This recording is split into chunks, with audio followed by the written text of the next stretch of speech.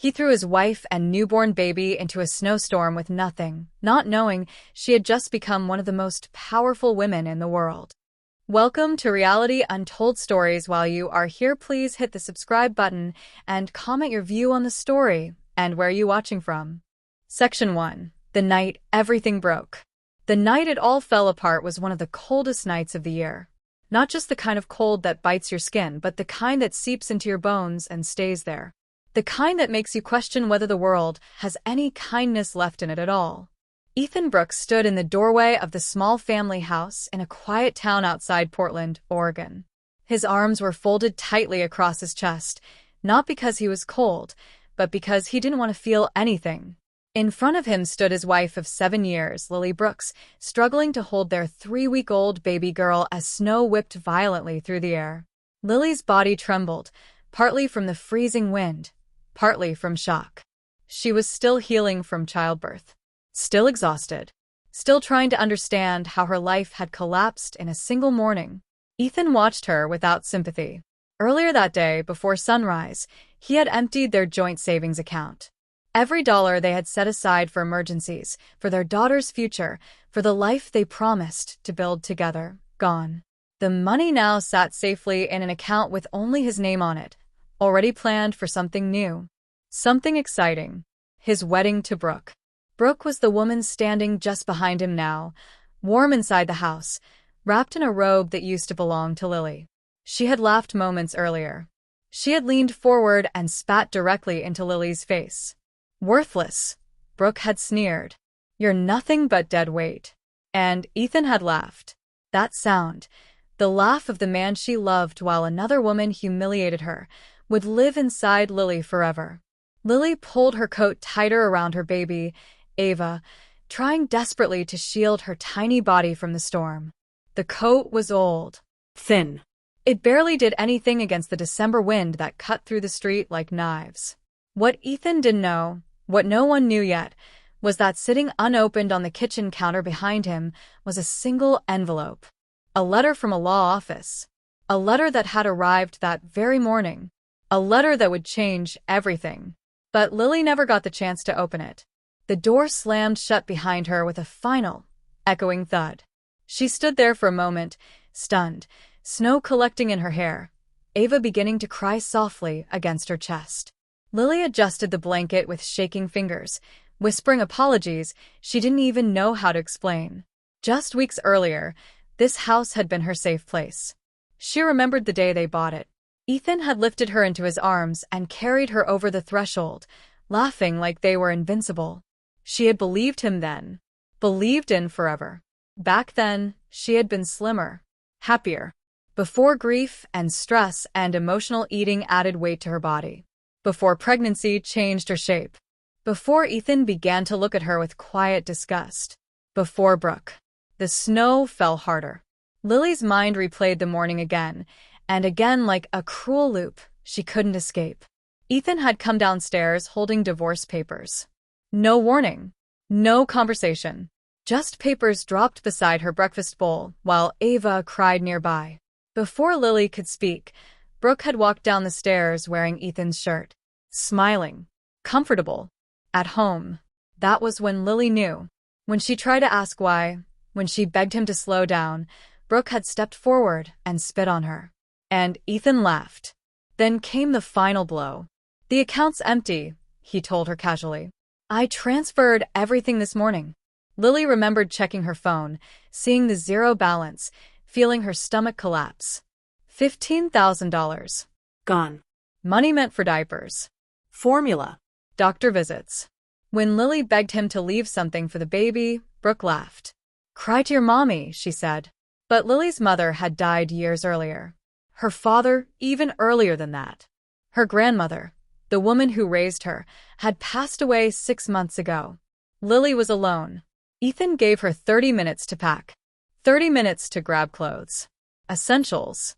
Memories. Brooke followed her from room to room, making comments about her body, her future, how no man would ever want her again. When Lily reached for her car keys, Ethan took them. The car's in my name. Her phone didn't work either. He had canceled the plan. By the time Lily stepped outside, carrying Ava and a single duffel bag. She had nothing left. No money, no home, no help. A car passed by without stopping. Lily started walking. Each step felt impossible. Each breath burned.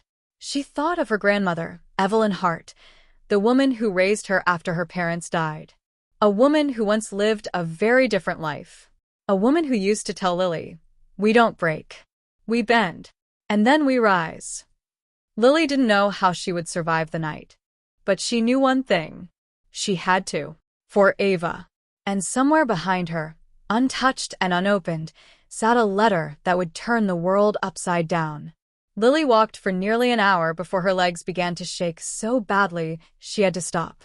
Snow soaked her boots. Her arms burned from holding Ava so tightly. Every instinct in her screamed that a newborn should not be out in weather like this, but instinct did not change reality. Reality was simple and cruel. She had been thrown away. She found shelter under the awning of a closed grocery store and pressed her back against a brick wall, sliding slowly down until she was sitting on the frozen ground. Ava cried harder now, her tiny body shivering despite Lily's efforts. "I know," Lily whispered, tears freezing on her cheeks. "I know, sweetheart. Mama's trying." In that moment, something inside her shifted. Not hope. Not yet. But stubborn survival. Lily remembered the women's shelter she'd once passed while riding the bus. 3 miles away.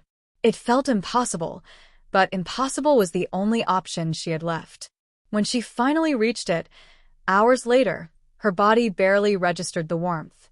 A volunteer rushed forward, wrapping blankets around her and Ava, ushering them inside without questions or judgment.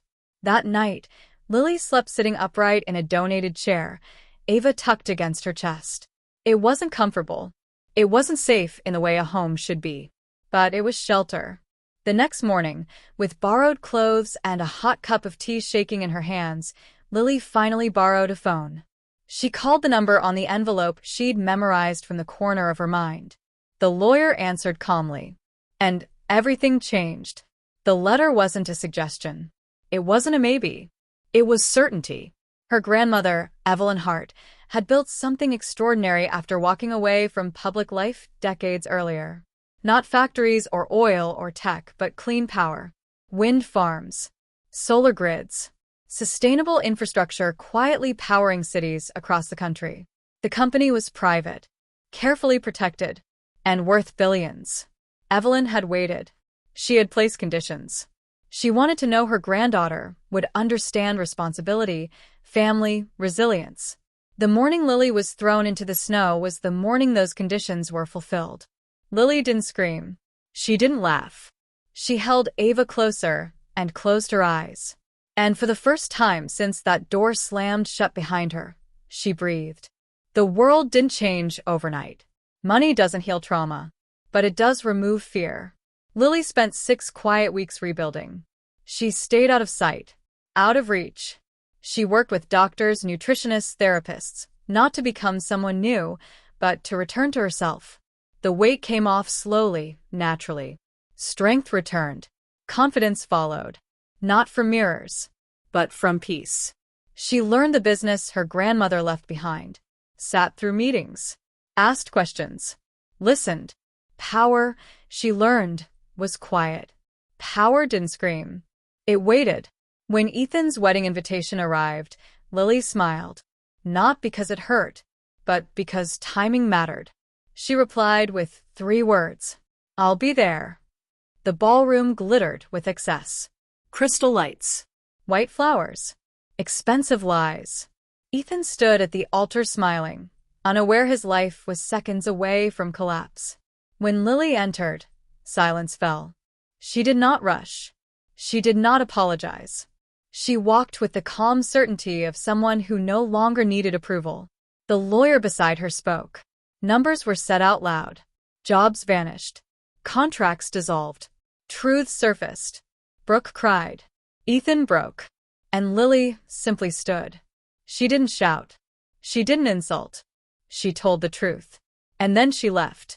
Lily did not ruin them. They ruined themselves. She donated the wedding costs to shelters. She funded education programs. She created a future for Ava that no one could ever steal. And years later, when asked how she survived that winter night, Lily answered simply, "I stopped asking why they hurt me and started asking how strong I could become." Because the best revenge isn't destruction, it's freedom. And Lily Brooks was finally free.